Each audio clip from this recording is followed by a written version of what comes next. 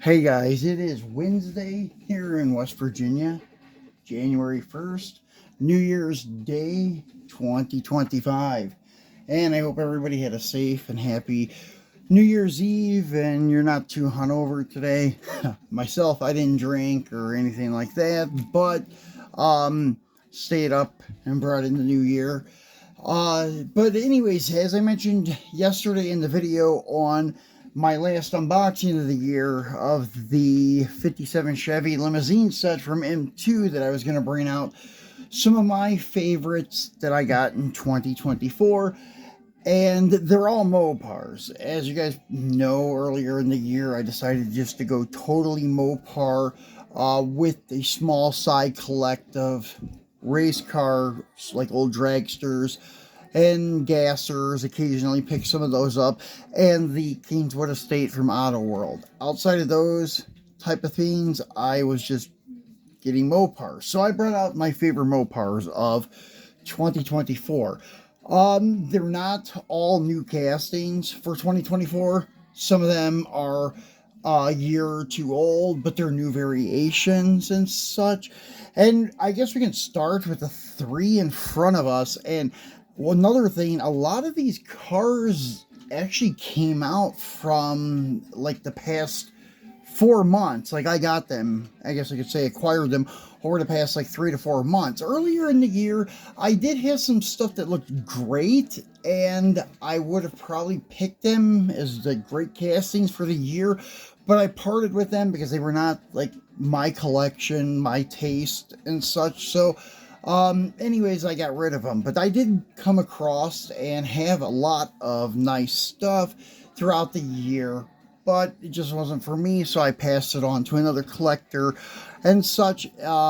But as you guys know, Mopar is my thing. So, anyways, the three that we have in front of us right now, one is a brand new casting for 2024 from M2, and it is this guy here. This is their 1970 Dodge Challenger RT, and I have no idea, but 90% of the ones they've released at first were all labeled 71s, but they're 70s. Even the car says 70, but the package said 71, like the Christmas ornament said. And the I think the diorama set also did, and the Coca-Cola, I know the Coca-Cola Christmas one did. We did an unboxing on it, and we did an unboxing on these guys like last week, I think. Really cool casting, nicely done. The only thing is, it is a little bit big for 164, but it's not as bad as their darts. Their darts nicely done. They're 67 to 69 style dart, but it's just too big for like dioramas. I got a few of them, but I keep them in the package. This guy here, though, you can actually slip into like a 164 diorama and pass it off, as long as it's not like right next to something that's supposed to be bigger than it and they're the same size, something like that.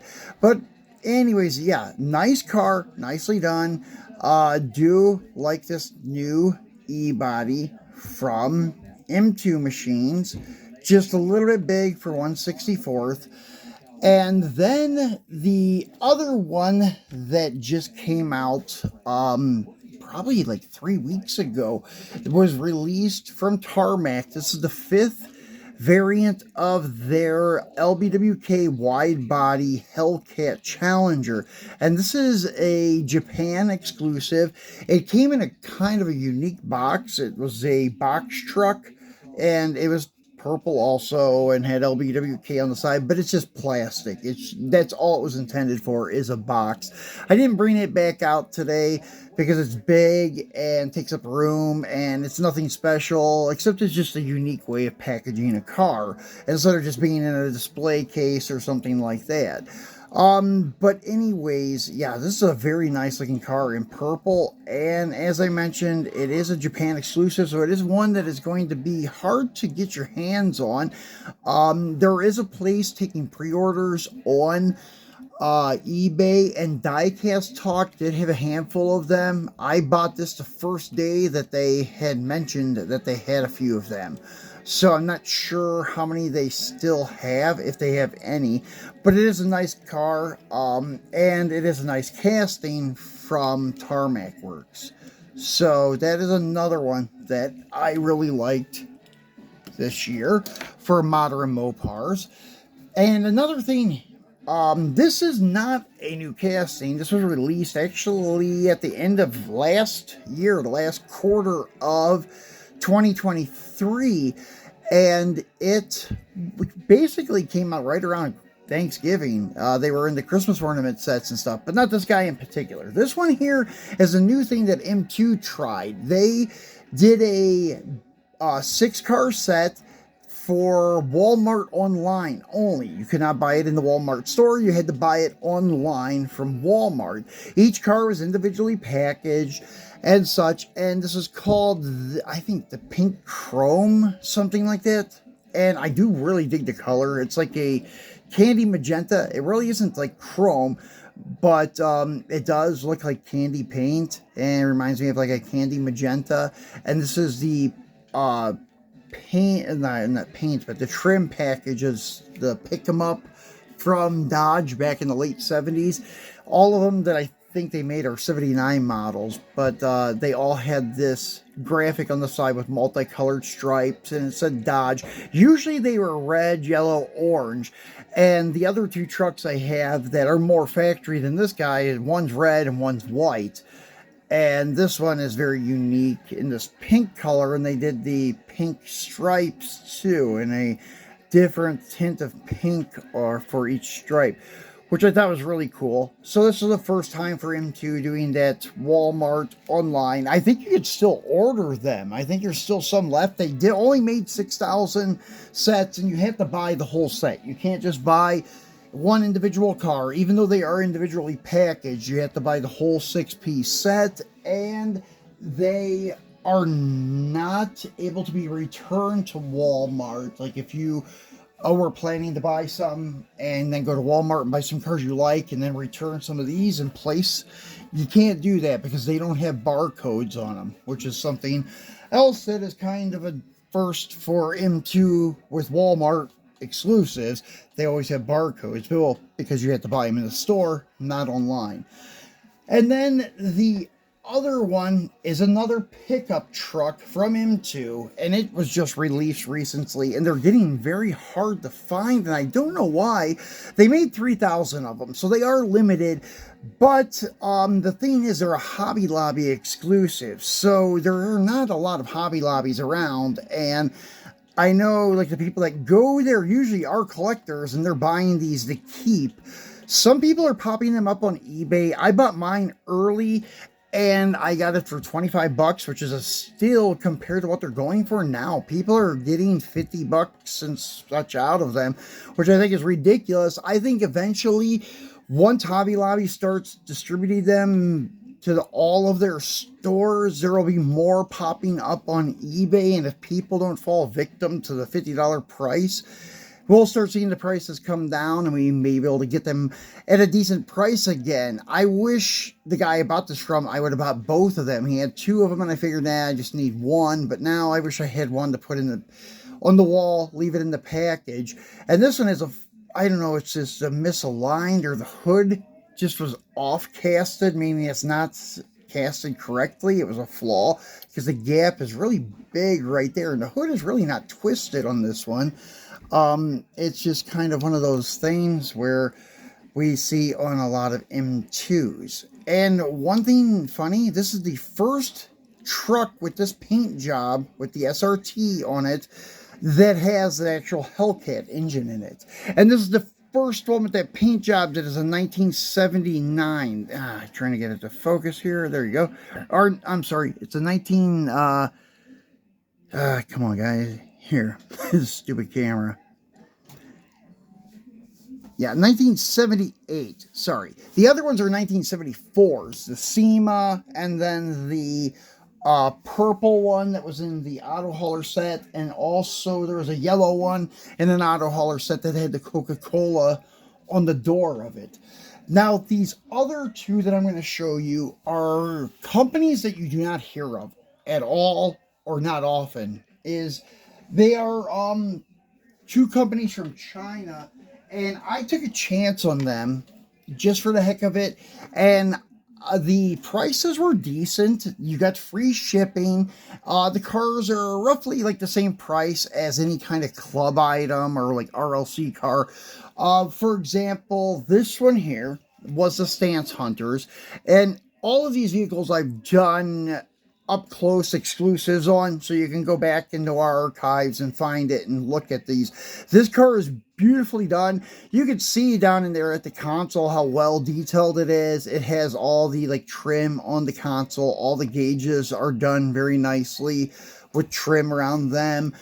All the lights are there. The hood opens. It has a very highly detailed engine compartment. It rolls and such, and you have detailed rotors and calipers that stay in place. They do not roll with the wheels, so that's another nice added feature. Highly detailed grille and rear of the vehicle. These are only limited to, I think, 600 pieces, something like that. Yeah, I think it's $6.99 on this one. But they come in different colors from this company, Stance Hunters. They have this battleship gray, and then they have the black. They have white knuckle, the pitch black, and they have the I forget what it's called, the Duro red, something like that. The red that looks orange, that's kind of the same as Hemi orange, but in modern years it looks more red than orange. You can get it in multiple colors. The red and the green, like the Sublime green, are a little bit more expensive than the others I've noticed, but the white, the black, and the gray you can get for between, say, 25 to 30 bucks shipped to your door. I think I got mine for about 27 bucks shipped to the door, and I'm so glad I bought it. They may not be licensed. I don't know how that works over there in China. These may be unlicensed products that they're selling, but they have all the emblems on them. It's highly detailed, made very well. Very, very nice car. I highly recommend them, even if they're not licensed. I don't know. But they do have like copyright stuff on them for the company itself, but not really anything with Chrysler or anything like that. So it probably is unlicensed products, but still very nicely done. That's probably why none of the other guys like Lamley or T Hunter don't has these on their shows, because they're unlicensed products.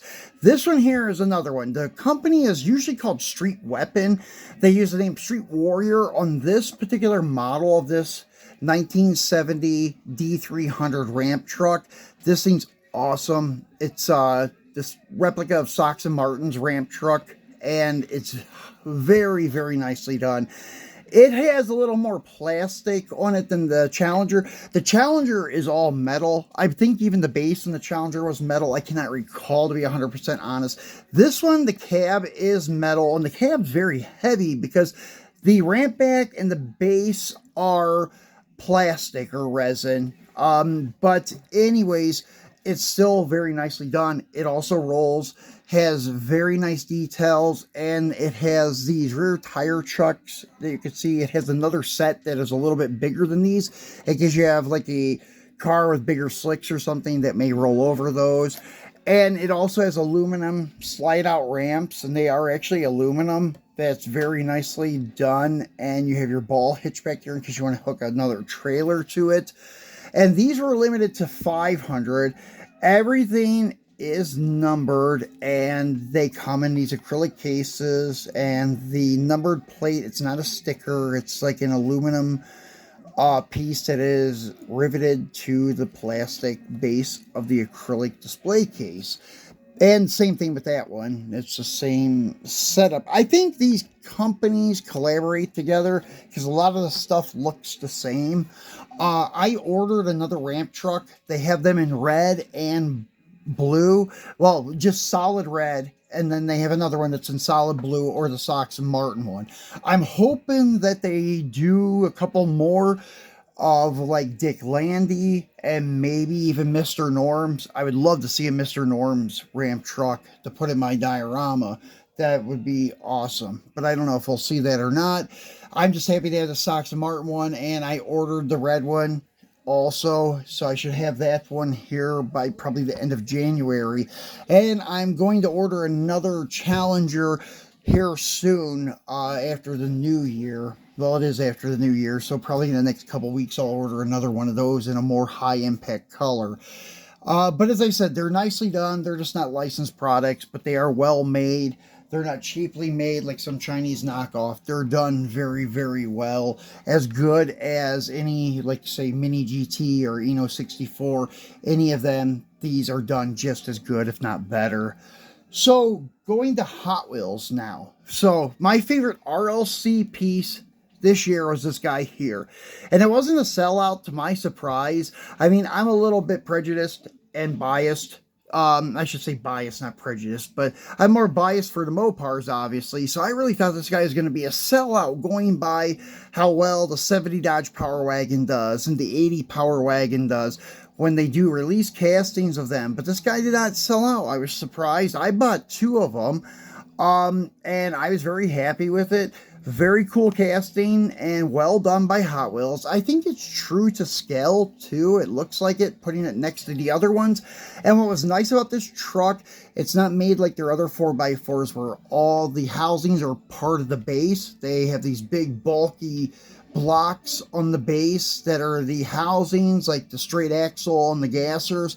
These are floating axles, meaning that there is space between the base and the housing itself. They are separate pieces, so that is very nicely done. Love that they did that. And they put the rear end covers, or differential covers I should say, because it is on the front one too, and that's not a rear end, that would be your front end. But the differential covers, and these are Dana I keep wanting to say rear ends, but they're differentials, so very nicely detailed on the base of this truck. Very nice one from Hot Wheels. And another one that I love that Hot Wheels did, it's not a Mopar, and I have it sitting right here, so I'm going to go ahead and show it off. This is a collaboration with Mischief Company, that I think art company in New York. It is very cool. These dents and everything are casted into this car, which is very cool. And just the little subtle things, if you look at it, you keep noticing more, like the missing tire with the rusted drum, and you can see the strut in there, and the dents, and then you notice that this window is partially rolled down, and the windows are really dirty, and somebody drew a little smiley face or something in the window there. And then somebody washed me in the back here. And then on the roof, I don't know what's going on here, but these are not stripes. This is like part of the casting, and they're bubbled up. They're like, I don't know, some hideous looking trim that they put down the center of the roof and the deck lid. And you go to the front of the vehicle, and you notice under the wiper, there's actually parking tickets there, which is kind of cool. And then you have the seatbelt closed in the door. It's hanging out there. It is metal, so it's not going to break off too easy. Then you have your yellow donut spare here.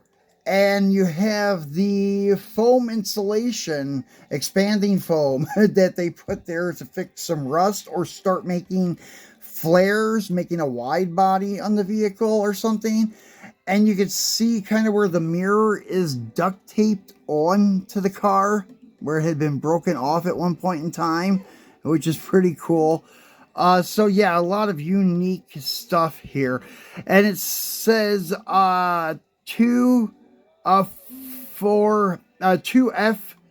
and then HCSMF, and it has, I think, something to do with like Mischief. I don't know what it stands for. And it has some bumper stickers here, Born to Drive, I Am Hot Wheel, and the package actually said Not Wheels on it. So they were trying to like make fun of it. It's not a Hot Wheel. So really cool piece. Happy to have gotten that one in my collection, because I do like the old beater cars. As you can see, I got a whole lineup diorama over there. And then the other ones I wanted to show you guys, and this will be the last for them are the Macho Power Wagons. I was really glad to see them do that for the Christmas ornament set this year at Walmart for the trucks, and actually put some nice looking wheels on them. The orange one that they released this time last year, well, I think it was in December, actually, the 6-piece Dodge set. It may have even been October. But the orange Power Wagon did not have highly detailed wheels. They were the correct color like these, but none of the holes were cut out. So I actually bought a second set of these and base swapped my orange one with the base of one of these red ones. So that was cool. And I do really dig the paint. This, like, I don't know if I'd call it like pearl. It's not really a pearl, but it is a very nice looking like satin finish type of paint that M2 uses for their Christmas ornaments. Do really like that. But those are my picks this year, for last year, for 2024. Just some stuff that I liked that I picked up throughout the year. And as I said, it's been mostly the ones I picked over the past like 3 to 4 months. So we'll see what happens this year. I know that Greenlight is releasing a wide body Challenger coming up soon, and they are releasing a couple of other cars, but I don't know what they were. The only Mopar that I'm aware of was the wide body Challenger, and then we have some new colors of the Charger wide body coming up from Auto World and such. So there's some cool new modern Mopar muscle coming up here at the beginning of the year. I don't know what else is in store. I know Hot Wheels has a really cool 70 Plymouth B body. They say the GTX. I'm sure that they're making a premium 70 GTX for the Fast and Furious lineup, or they're doing it for the RLC stuff. So I'm not sure about that yet, but that's coming up here soon. So that'll be cool to see. And then they have a 59 Chevy wagon that looks really cool coming up from RLC. So anyways, guys, that's it. Enjoy your New Year's Day, and I will be back Friday to unbox my last Mel call for 2024. Thanks for watching, guys. Happy New Year.